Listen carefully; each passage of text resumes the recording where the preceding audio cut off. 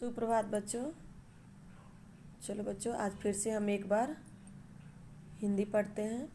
कल हमने हिंदी पढ़ा, हिंदी में हमने स्त्रीलिंग पुल्लिंग पढ़ा और विपरार्थक शब्द पढ़ा। ओके, तो आज हम उसके जो लेसन हमारा है, लेसन नेम क्या हमारा, धूर्त मित्र। पेज नंबर हमारा है 48। तो चलो आज पेज नंबर 48 और 49 को कंप्लीट करते हैं। तो ये हमारा मौखिक प्रश्न उत्तर है। कौवा और बटेर कौन थे? कौवा और बटेर दो अच्छे मित्र थे या घनिष्ठ मित्र थे। ओके, भोजन की तलाश में दोनों ने कहाँ जाने की सोची?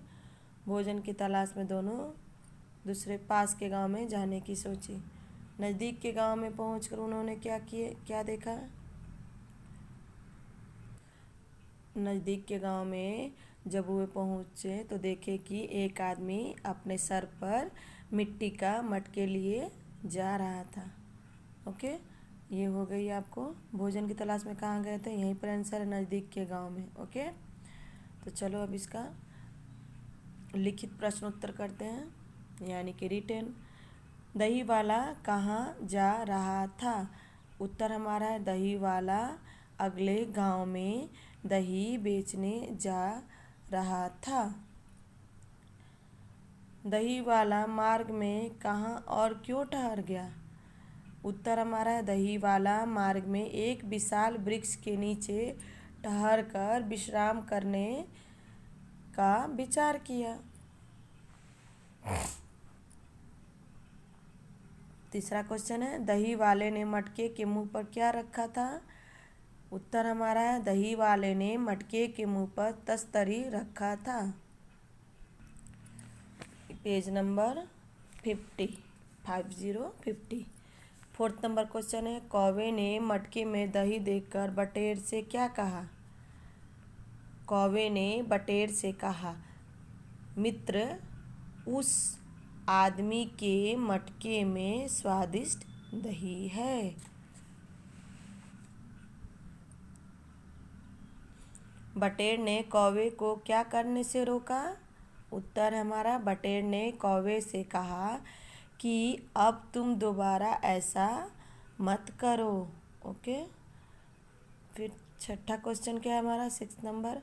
दीवार पर बैठे कौवे और बटेर को देखकर दही वाले ने क्या किया? दीवार पर बैठे कौवे और बटेर को देखकर दही वाला समझ गया कि दही कौवे ने खाया है। उसने गुस्से से दही वाले ने पत्थर उठाया और पूरी शक्ति से कौवे की तरफ फेंका।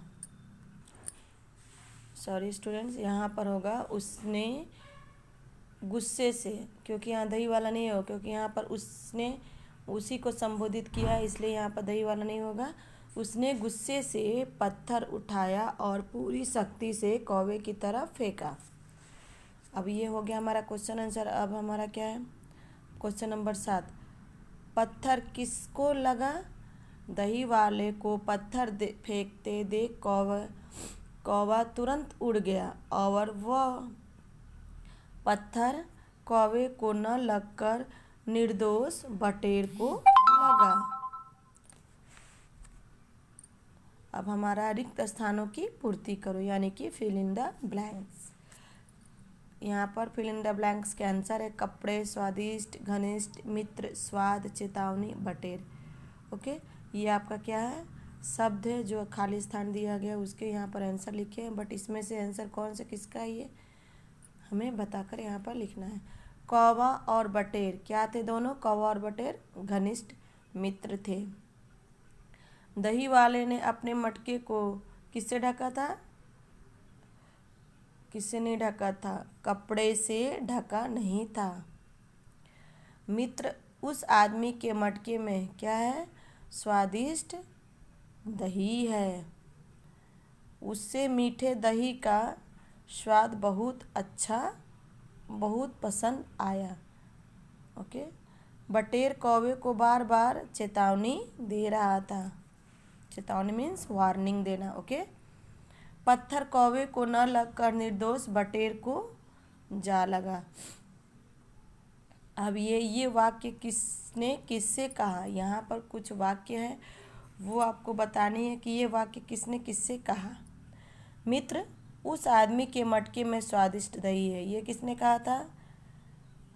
ये कौवे ने कहा था। कौवे ने कहा बटेर से। मित्र, अब तुम दोबारा ऐसा मत करो। ये किसने कहा? बटेर ने कौवे को। बटेर ने वार्निंग दे रहा था ना, चेतावनी कौवे को।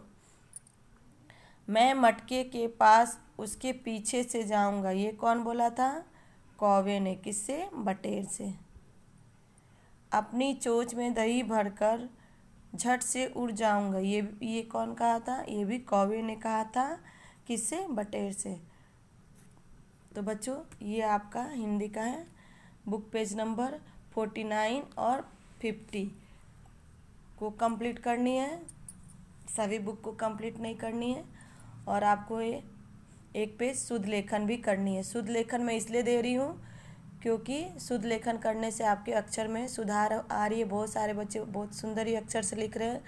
सब अच्छे से ट्राई कर रहे हैं अपने हैंड राइटिंग को बनाने के लिए। इसलिए आपसे रिक्वेस्ट है कि आप हर दिन, जिस दिन हिंदी का सब्जेक्ट हो उस दिन आप लोग एक एक पेज, जहाँ से जो भी अध्याय मन करे, कविता भी मन करे तो कविता भी लिखिए, बट शुद्ध लेखन आपको करनी है। इसलिए मैं बुक में से ज़्यादा नहीं दे रही हूँ, थोड़ा ही दे रही हूँ कि साथ में आपका एक पेज शुद्ध लेखन आएगा। और ये जो है आपको केवल बुक में ही कंप्लीट करनी है, नोटबुक में नहीं लिखनी है। नोटबुक में केवल एक पेज आपको शुद्ध लेखन लिखना है, यानी कि गुड हैंड राइटिंग में एक पेज लिखनी है। ओके। गुड हैंड राइटिंग मैंने समझाया था ना, जब हमारा देखिए ये वर्ड्स है, ये वर्ड्स के बीच में हम ऐसे फिंगर रखेंगे। जब ये फिंगर रखेंगे तो फिंगर के बाजू से हम लेटर लिखना स्टार्ट करेंगे, यानी कि यहाँ से। तो इतनी गैप हमें होनी चाहिए एक शब्द और दूसरे शब्द के बीच में। Okay students. और जो आपने लिखा था विलोम शब्द, तो विलोम शब्द के मार्क्स ये भी होते हैं और विलोम शब्द के मार्क ये भी होते हैं। ऐसे भी हम विलोम शब्द के मार्क देते हैं। ओके। तो कुछ बच्चों ने क्या किया है कि मार्क नहीं दिया है, केवल ऐसे लिख कर दिए हैं, मित्र, शत्रु, जा रहा, आ रहा। तो आप लोग से रिक्वेस्ट है कि आप लोग ऐसे एक मार्क्स दीजिए तो समझ में आएगा कि ये विलोम शब्द है। ओके। और नापसंद के ऊपर देखिए बिंदु है, और पसंद के ऊपर भी बिंदु है। तो ये सब छोटी छोटी बातों का आप ध्यान दीजिए। ओके स्टूडेंट्स, तो आप लोग का ये आज का होमवर्क है। जो इसमें का बचा हुआ लेसन है वो हम कल पूरा करेंगे। ओके।